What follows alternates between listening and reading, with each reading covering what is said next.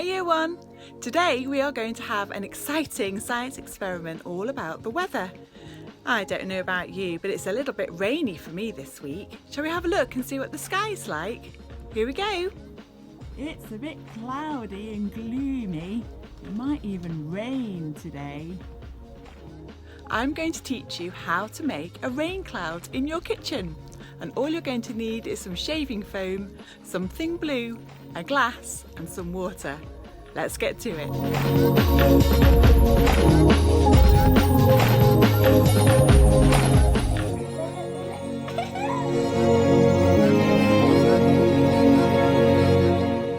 look, it's raining. It's raining. I'm going to turn it round so I can do the other side. Let's put home pedals up. Ooh, it's really raining. Put lots of it in, Amber. So what's happening to the blue? It's like it's Raining! raining. It's raining. It looks a bit like it's a thundercloud, that one, isn't it? Yeah. Year 1, can you remember me showing you that big rain cloud in the sky before? Shall we show them what happened? Okay, let's go. You hear the thunder, Year 1?